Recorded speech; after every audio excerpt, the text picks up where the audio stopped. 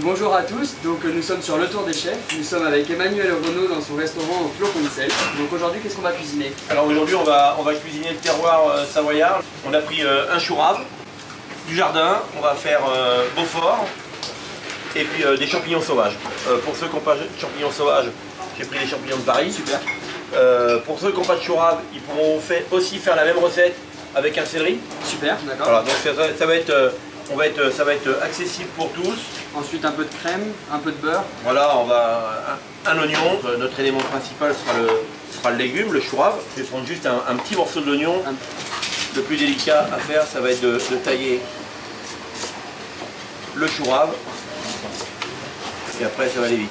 D'accord, ok. Je te donne une petite technique. On va vraiment pas en avoir besoin de beaucoup. D'accord. Je fais comme ça, je fais ça avec le talon du couteau.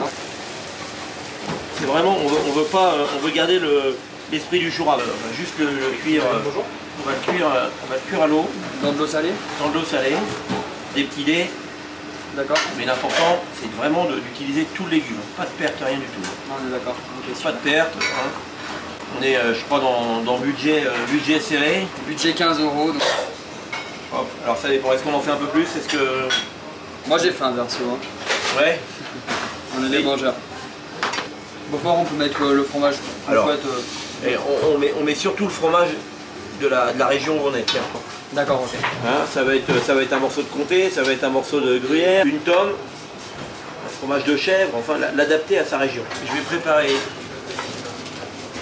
les champignons et on a fait des dés de chou rave assez petits et par contre les champignons on essaye de faire des gros dés. Des gros dés, ok. Ouais, des gros dés parce que le champignon c'est quand même, il y a quand même beaucoup d'eau et on veut vraiment garder du champignon, du morceau. Que ce soit la girole, le cèpe ou pourquoi pas la morille au printemps. En tout cas, il n'y a pas de... Et toute l'année, on pourra utiliser les champignons de Paris. On va mettre le chou rave. Ça frémit. Vous allez faire un légume, c'est environ 2 minutes. Alors ça va dépendre un petit peu du légume, ça va dépendre un petit peu de beaucoup de choses. En tout cas là je le fais blanchir. Je pourrais aussi le cuire directement. J'aurais pu aussi le cuire directement dans une casserole avec la crème. Mais là je veux garder le maximum de goût des sels, je veux garder les champignons. Donc la girole dans du... là il y a du beurre. Du beurre frais. Et du années. Je vais les faire cuire et ensuite je vais les retailler en petits morceaux. D'accord. Pour justement mélanger avec la chou rave. On veut vraiment que l'aspect visuel de notre risotto, ça ressemble vraiment à un risotto classique. Ah d'accord, le jeu c'est de transformer le chou rave, d'imaginer que c'est du riz. Exactement. Hop. Je le garde croquant. Voilà. On a nos girolles qui cuisent. Je vais mettre L'oignon à tuer, donc un peu de sel aussi. Non, non. Ah, pas de sel. Non, en tout cas, on va faire quand même attention avec le sel. Parce que le fromage va saler. D'accord. Alors je salerai un petit peu à la fin pour justement être sûr qu'il ne soit pas trop salé. D'accord, ok. Et on va garder les champignons de Paris pour bien faire penser à tout le monde que si on n'a pas de champignons sauvages, on peut le faire avec des champignons de Paris. Alors tu vois là, l'oignon tranquillement sué. Voilà. Oh là là, je suis dans L'important c'est que l'oignon soit toujours cuit. Ouais. Très cuit. Si on veut que ce soit digeste, il faut que ce soit cuit. On n'hésite pas du tout. Ah on n'hésite pas. Hop. On va s'occuper des cèpes maintenant. Voilà, là l'oignon il est bien tué. Je rajoute Le chou rave. Toujours 0 gaspillage. Ça fait là. Et je vais rajouter un petit peu de bouillon de légumes. D'accord. Ça peut être de l'eau si... Exactement, si on n'a pas de bouillon de légumes. On va voir. Je vais avoir les girolles. Je veux qu'il y ait de la mâche. Je veux que ce soit rustique, facile. Donc je mets juste un coup de couteau. Pas trop fin, c'est les morceaux. En plus ce sera joli.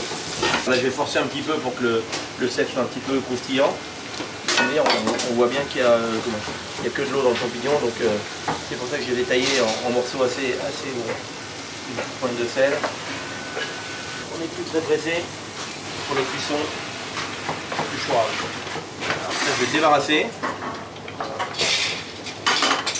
Je vais mettre mes girolles avec. Donc on mélange nos champignons sauvages. Exactement. Alors les champignons sauvages, c'est important de les cuire séparés. D'accord. Ah, c'était ma question, ouais. Ouais, c'est important de les cuire séparés et de les rassembler après. Pour moi, le meilleur des champignons, c'est justement le fait d'avoir beaucoup de champignons différents. D'accord. Mais par contre, à la fin, c'est bien de les mélanger. Et il va y avoir des champignons qui vont être doux, d'autres qui vont être poivrés. Donc le fait de mélanger les champignons, on va avoir un joli mélange. Et de parfum, de sous-bois, puis de saison. Quand on va arriver dans un moment où ça va commencer à être, on va dire, croquant fondant, oui. Ça va commencer à devenir fondre, ben on va s'arrêter. On arrête de mettre de l'eau. On arrête de mettre de l'eau. L'idée de ce risotto, c'est de prendre un légume et s'en servir à la place du riz. D'accord. On va très bien pu dire, bah tiens, on va faire la même recette avec un potiron ou une courge, pareil. D'accord. Et on fait un petit... il est déclinable en plein de choses. Nos limites. Nos limites, c'est ça. Nos limites. On ouvre le frigo, on regarde ce qu'il y a, on va au marché, on va voir ce qu'il y a en bas de sa rue, chez le primeur du coin, et on trouve et on adapte. Je crois que le fromage, on a été... Une belle quantité. Ouais, je pense qu'on a été un peu généreux. Un petit peu de poivre. Et ça, on va vraiment cuire doucement. Moi, à côté de ça, j'ai préparé des petites choses à l'avance. D'accord. Des petits condiments, mais qui mettent un petit peu de temps. Normalement, ça ne changera rien à la recette.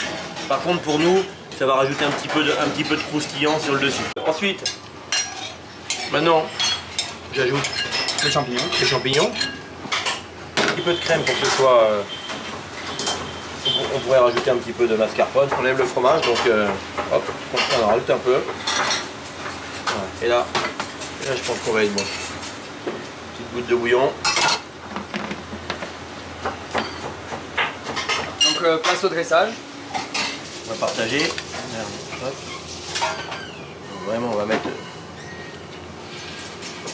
Tu m'as dit que tu avais faim, donc... Ah ouais, j'ai bien faim. Alors, ce qui est pas mal, presque trop mou, on tape. On va être bien à plat. D'accord. Allez, je tente. Ah bah tiens, regarde, bouge pas, on va changer de place. Je te laisse à la place. Et comme ça, moi, pendant ce temps-là, je commence le dressage avec nos petits croustillants.